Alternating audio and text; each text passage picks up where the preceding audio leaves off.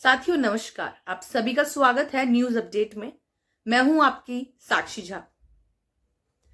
सबसे पहले तो आज मैं आप सबसे एक अपना अनुभव भी शेयर करना चाहूंगी और कहीं ना कहीं कुछ ऐसी बातों पर बातचीत करेंगे। ऐसे एक मुद्दा है जो मेरे दिलो दिमाग में बहुत चल भी रहा था कहीं ना कहीं।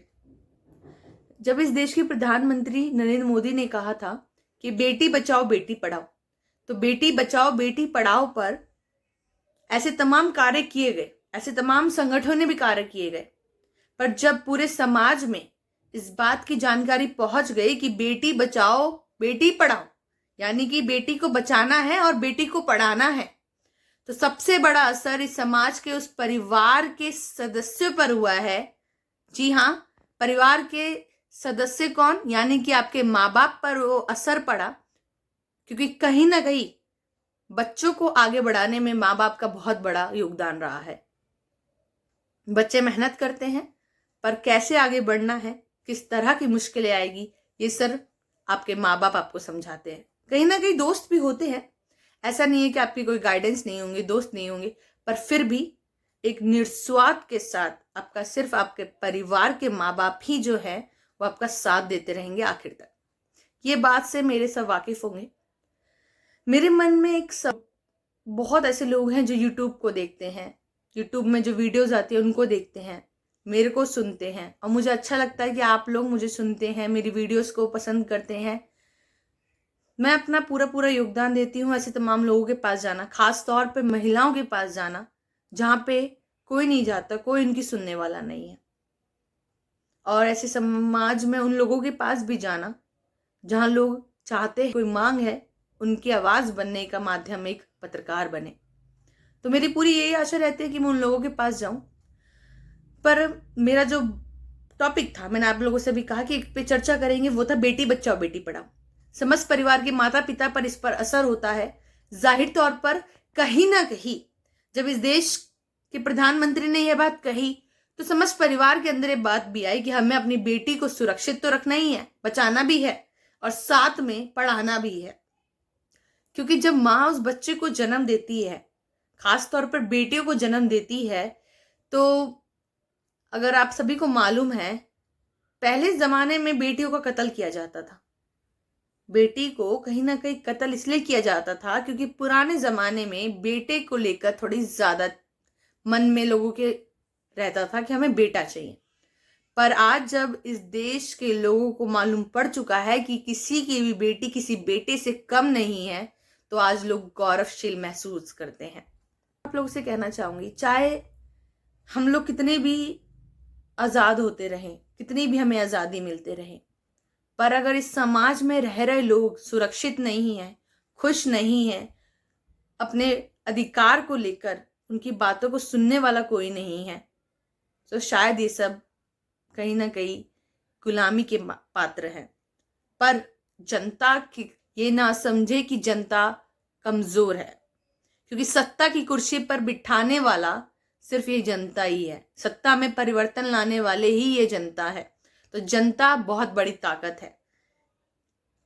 जो मैंने आज विषय उठाया है बेटी बचाओ बेटी पढ़ाओ, मैंने ये इसलिए उठाया कि कहीं ना कहीं ऐसे अभी भी समस्त बहुत गांव हैं, बहुत शहर के अंदर ऐसे इलाके हैं, घर हैं, जिसमें आज भी बेटियों को चारों दीवारी यानी कि चार दीवारी अपने घरों तक ही सीमित रखा जाता है। मेरा एक सवाल उन माँ बाप से भी है या उस माता पिता से भी है।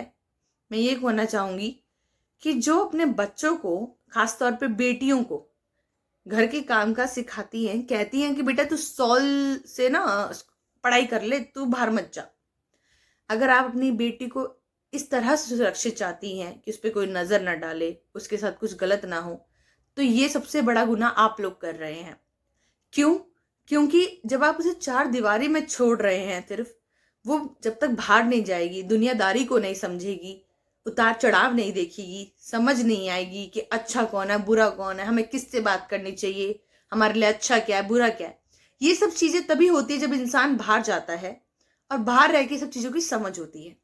तो खास तौर पे मेरी उन मम्मी पापा से, जी हाँ, मम्मी पापा से अपील है कि उन बेटियों को जो चारों दीवारी में कहीं ना कहीं समेटे रखे हुए हैं, कृपया उन्हें घर से बाहर निकाले। और बाहर निकालने का मतलब ये नहीं होता है कि आप अपने बच्चों पर विश्वास नहीं कर सकते।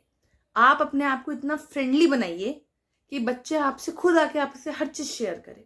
आज की जनरेशन में जिस तरह से बच्चे सोशल मीडिया के थ्रू कहीं ना कहीं बहुत चेंजेस आ चुके हैं आज की जनरेशन में, ये बात सच है। पर अगर थोड़े पेरेंट्स भी हो जाएंगे उनके साथ, तो बच्चों को बेफिक्र होके बिना किसी डर के वो आप लोगों से बात शेयर कर पाएंगे। दिन प्रतिदिन कुछ ना कुछ होता है, आप लोगों को मालूम ही है। चाहे कितनी भी स्थिति लोग सुधारने की कोशिश करें, मुझे नहीं लगता कि खासतौर पे दिल्ली में जो कानून व्यवस्था है वो बहुत ही कमजोर है।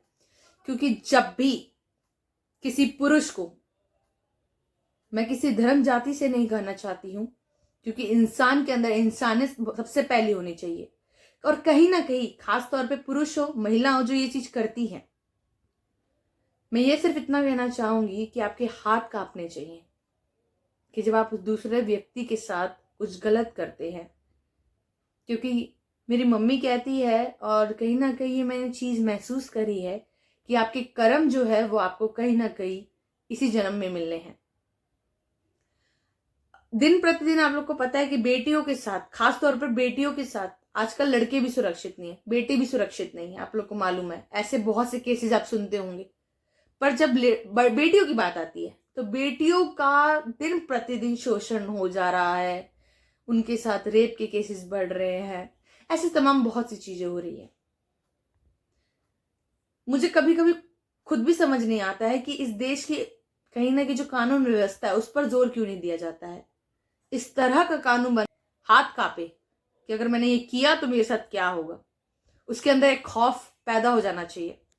पर कहीं ना कहीं वो नहीं है। अभी नोएडा में एक नया केस आया मनीषा का, आप सभी को मालूम है।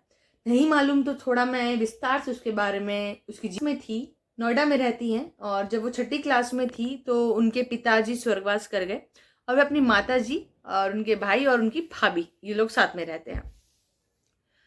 आप लोग को जानकर बेहद थोड़ा सुन के भी दुख होगा कहीं ना कहीं कि उस बेटी के एक हस्ताक्षर के लिए भाभी, उसके भैया ने जो उसके साथ किया, सिर्फ एक जमीन के लिए, एक जायदाद के लिए। सोचिए, बेटी को तब याद किया जाता है कि उसके एक हस्ताक्षर से वो पूरी जायदाद हमारे नाम हो जाएगी।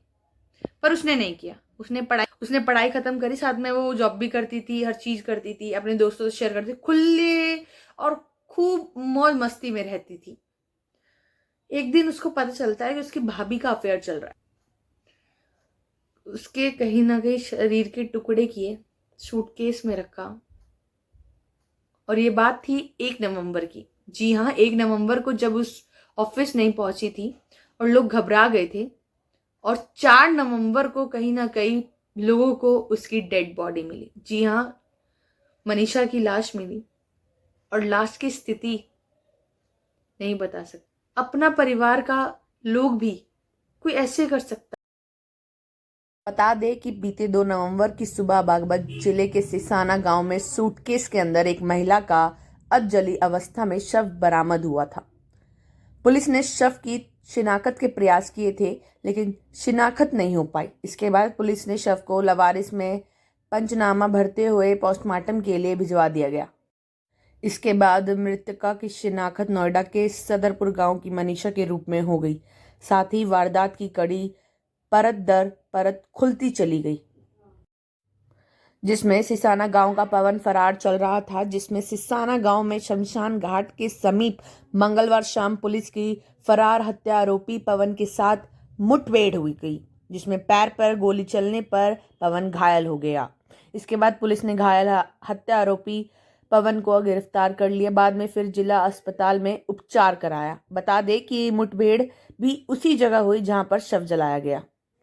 इस हत्या आरोपी की तलाश में पुलिस कई दिनों से दबिश दे रही थी। वह सिसाना में शमशान घाट के पास ही मिल गया। अब लोगों के मन में यह सवाल उठ रहा है कि घटना के कई दिनों बाद हत्या आरोपी आखिर घटनास्थल पर क्या करने पहुंचा था। लोगों के मन में सवाल है, बहुत से प्रश्न घूम रहे हैं, कहीं ना कहीं उनके जवाब ढूंढने के लिए लोगों की बेचैनी है। बॉयफ्रेंड ने उसके शरीर के टुकड़े करे और उसको जला दिया गया। आप लोग भी देखिएगा जरूर, क्योंकि सवाल जाहिर तौर पर यह बनता है उस परिवार के लोगों से कि क्या बेटियों की जायदाद के लिए सिर्फ बेटी को याद किया जाता है। सामान दिए गए हैं कहीं ना कहीं, पर कुछ जगह, कुछ मैंने अभी आपसे कहा, गांव शहर, कुछ इलाके, कुछ घरों में ऐसा ही है जहां बेटी को कुचला जाता है। पर मनीषा बहुत बहादुर थी, बहुत बहादुर थी। वो अपने भाई को भी फिर भी बचाना चाहती थी अपनी भाभी से, पर उसको क्या पता था उस बेचारी को कि उसके साथ इस तरह की चीजें हो जाएगी। परिवार के माँ बाप से, उन परिवार के मम्मी पापा से, माता पिता से किस तरह की चीजें, सबसे पहले तो आप लोग खुद अपने बच्चों पर विश्वास करिए और खुद आप लोग अपने बच्चों के साथ ही बनिए। कोई भी दुर्घटना होने से पहले आप लोग अपने बच्चों के साथ खड़े रहेंगे। और अगर आप कभी भी ऐसे हालात होते हैं कि नहीं हो पाते हैं खड़े, तो बच्चा आपका इतना समझदार होगा कि वो अपनी समझदारी से उस चीज से डील करेगा कहीं ना कहीं। वीडियो को जरूर पूरा देखिएगा। चैनल को सब्सक्राइब नहीं किया है तो जरूर करिए और ऐसी तमाम अपडेट्स के लिए देखते रहिए न्यूज़ अपडेट।